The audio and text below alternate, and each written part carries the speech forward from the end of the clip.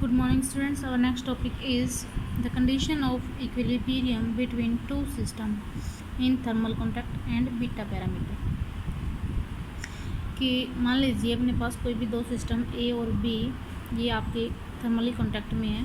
तो thermally contact का मतलब है system are capable of exchanging heat between them.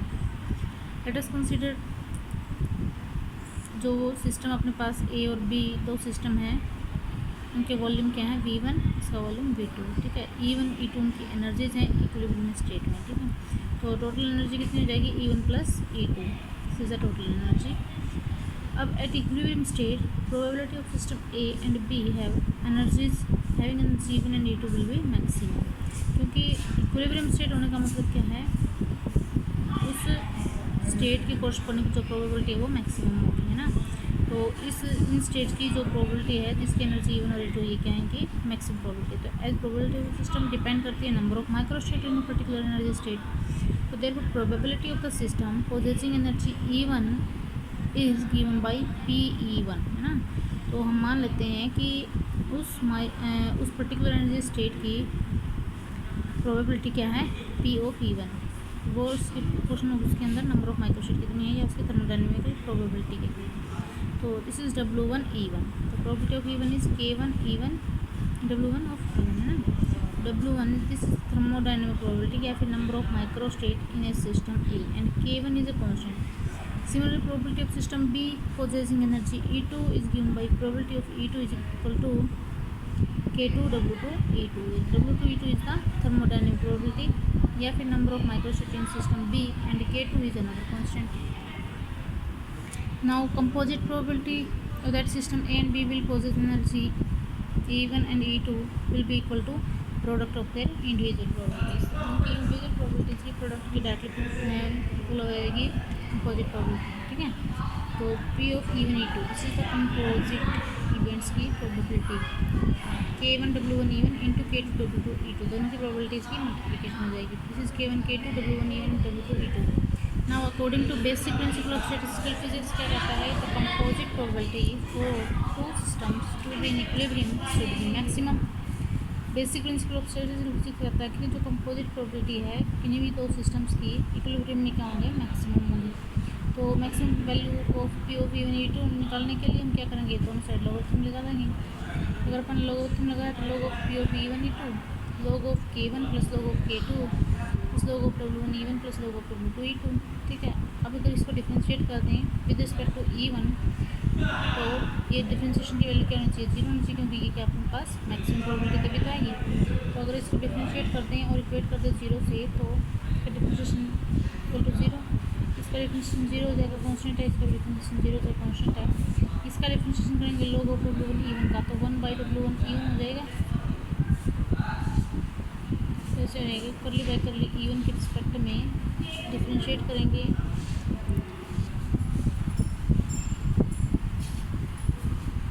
तो उसके बाद इसका जो डिफ्रेंशिएशन होगा सेकंड टर्म जो है करली बाय करली E2 के रिस्पेक्ट में इसको डिफ्रेंशिएट करेंगे log ऑफ W2 E2 करली ऑफ E2 बाई E1। ठीक है, क्योंकि ये जो फंक्शन है this is function of E2 but we have to differentiate with respect to E1। तो पहले इसको E2 के रिस्पेक्ट में डिफ्रेंशिएट करेंगे और उसके बाद E2 को E1 के रिस्पेक्ट में डिफ्रेंशिएट करेंगे। ठीक है, इसको सोल्व आउट करने के बाद जो अपने पास रिलेशन आएगा वो करली ऑफ E2 बाई करली ऑफ प्लस करली E1 इज इक्वल टू 0। वो 2.4 इक्वेशन से अपने पास रिलेशन आया कि E1 plus E2 is equal to E thermal energy constant, तो उनका डिफ्रेंशिएशन इक्वल टू 0 है। तो नेक्स्ट यहाँ से अपने पास जो रिलेशन आएगा ये -1। ठीक है, यूजिंग द वैल्यू। अब ये वैल्यू उठा के हम इस वैल्यू के अंदर पुट कर देंगे तो अपने पास जो ये इक्वेशन आएगी उस इक्वेशन पर ये हमारे पास इस फॉर्म में आएगी। ठीक है, इसकी वैल्यू पुट कर दी -1, बाकी ये बच गया। तो इसको उधर ले जाएंगे तो इसको सोल्व आउट करने के बाद अपने पास ये आ गया कि इसकी थर्मोडायनेमिक प्रोबेबिलिटी का लॉगरिथम का डिफरेंशिएशन विद रिस्पेक्ट टू इसका डिफरेंशिएशन क्या रहेगा, हमेशा कांस्टेंट रहेगा। तो इक्वेशन की required condition for two system in thermal contact to equilibrium. दो सिस्टम जो कि थर्मली कॉन्टैक्ट में है उनको इक्विलिब्रियम में होने के लिए जो कंडीशन है वो ये कंडीशन है कि उन दोनों की जो थर्मोडायनेमिक प्रोबेबिलिटीज़ हैं उनके लॉगरिथम के जो डिफरेंशिएशन आएंगे रिस्पेक्टिव एनर्जी के रिस्पेक्टिव में वो होनी चाहिए। दस for equilibrium metabolic system the function करली बाय करली ई log of E must be remains constant. This function is generated by beta E and called beta parameter. तो beta one E one is equal to curly by curly E one log of W1 E1 for system A and beta one E1 इसका differentiate कर देंगे तो one by हो जाएगा ये और इसका W1 बाई करली होगी। इसी टाइप से बीटा टू E2 निकाल लेंगे। ठीक है, तो जब दोनों ही फंक्शंस अपने पास ये इक्वल हैं तो इसका मतलब ये वैल्यूज और ये वैल्यूज भी आपस में इक्वल होंगी। तो यहाँ से इसका मतलब क्या हुआ, बीटा है the dimension of specific energy for thermal equilibrium we have beta one is equal to beta two. तो now thermal equilibrium can be specified in terms of temperature के फॉर्म में देखा T1 इज इक्वल टू 2 तो KT1 is equal to KT2। K is constant having dimension of 2 पर kelvin means call Boltzmann constant. According to statistical physics, relative temperature means equilibrium of beta parameters. ठीक है, तो we can write 1 by beta 1 is KT1 और 1 by beta 2 is KT2. Beta is 1 by KT. This is the required value of beta और यही value हम निकालना चाह रहे हैं। ठीक है, next is entropy and probability. तो कोई भी फिजिकल क्वांटिटी जो कि कांस्टेंट रहती है किसी भी रिवर्सिबल एडियाबैटिक प्रोसेस में इज कॉल्ड एंट्रोपी। ठीक है, अकॉर्डिंग टू थर्मोडायनामिक्स फिर equilibrium state of system is the state of maximum probability. तो उस स्टेट की प्रोबेबिलिटी मैक्सिमम होगी जो कि मतलब जिस स्टेट की प्रोबेबिलिटी मैक्सिमम होगी वही उसकी इक्विलिब्रियम स्टेट होगी। When any isolated system undergoes an irreversible process, there is increase in entropy of the system. कोई भी आइसोलेटेड सिस्टम है उसको वो इरिवर्सिबल कोई भी इरिवर्सिबल प्रोसेस लेते हैं हम। ठीक है, तो net increase of this entropy when the system is not in equilibrium then change in it will continue to take place. तब तक उसके अंदर चेंजेस होते रहेंगे जब तक वो उसकी इक्विलिब्रियम स्टेट को ऑक्यूपाई नहीं कर लेता।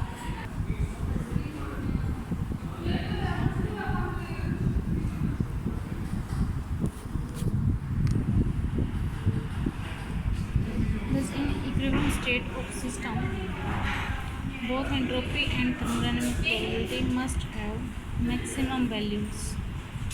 क्या कहता है कि जो इक्विलिब्रियम स्टेट होगी उसके अंदर एंट्रोपी और थर्मोडायनामिक प्रोबेबिलिटी दोनों की वैल्यू मैक्सिमम होंगी। यही आइडिया दिया था बोल्ट्जमैन ने और इसके रिलेशन को डिराइव किया था between entropy and statistical probability 1896 में। तो बोल्ट्जमैन ने जो एंट्रोपी का रिलेशन दिया था वो रिलेशन क्या था, इक्विलिब्रियम स्टेट के अंदर जो एंट्रोपी S है और जो थर्मोडायनामिक प्रोबेबिलिटी W है becomes maximum for a system. Equilibrium state में दोनों ही मैक्सिमम होते हैं। Therefore according to Boltzmann entropy S must be function of thermodynamic probability W। तो S is function of F of W for two independent system. अगर अपने पास दो इंडिपेंडेंट सिस्टम है A एंड B जिनकी एंट्रोपीज S1 एंड S2 हैं तो जो टोटल एंट्रोपी होगी विल बी इक्वल टू इन दोनों का सम होगी। W1 W2 की थर्मोडायनामिक प्रोबेबिलिटी है तो कंपोजिट प्रोबेबिलिटी कितनी हो जाएगी, दोनों की एक प्रोडक्ट हो जाएगी। तो S is F of W, this is composite probability. तो S1 S2 F of W1 W2 is F of W1 plus F of W2। ठीक है, क्योंकि S की वैल्यू पुट कर दी, S1 और S2 की वैल्यू पुट कर दी। S1 क्या है W1 plus F of W2, this is F of W1 W2। अगर इसको डिफ्रेंशिएट कर दे partially with respect to W1 W2 तो वी गेट W2 छोड़ दी हमने F डैश, इसको W1 के रिस्पेक्ट में जब डिफ्रेंशिएट किया ये equal to F dash W1। ठीक है, और ये 0 हो जाएगी इसकी वैल्यू। उसके बाद W1 as it is F dash W1 W2 W dash के रिस्पेक्ट में F डैश W2। अब डिवाइड कर दिया W2 by W1 is F dash W1 by F dash W2। ठीक है, तो यहाँ से अपने पास ये रिलेशन आ गया F of W1 F dash W1 is equal to W2 F dash W2। Generally अगर आप ये देखें तो this is all equally and they are equal to K constant. ठीक है, तो F dash W1 is K by W1, F dash W2 है तो K बाई W। सेम ऐसे ही चलता रहेगा। तो इन ऑन इंटीग्रेटिंग अगर अपन इसको इंटीग्रेट कर दे तो F ऑफ W1 की वैल्यू आ जाएगी K ln W1 plus C1। ऐसे ही उसको इंटीग्रेट करने सेकंड वाले तो F of W2 K ln W2 plus C two in so on. In general जो F ऑफ W होगी थर्मोडायनामिक प्रोबेबिलिटी का function K ln W plus C। इसकी जगह पे अगर अपन S पुट करते हैं तो K ln W plus C। ठीक है, C is constant of integration और इसकी वैल्यूज अपन निकाल सकते हैं by using third law of thermodynamics. Absolute zero होगी तो थर्मोडायनामिक प्रोबेबिलिटी एंट्रोपी जीरो होगी, एब्सोल्यूट जीरो पे एंट्रोपी जीरो, एस जीरो है तो W is equal to 1, C is equal to 0, 1, ये सी इज इक्वल टू 0 अगर इसमें पुट कर तो F is equal to P I N W, ये हमारे पास रिलेशन आ जाएगा एंट्रोपी और थर्मोडायनामिक प्रोबेबिलिटी में। तो कोई चीज़ यही रिलेशन आपने निकालना था, this is the required relation between entropy and thermodynamic probability of the system.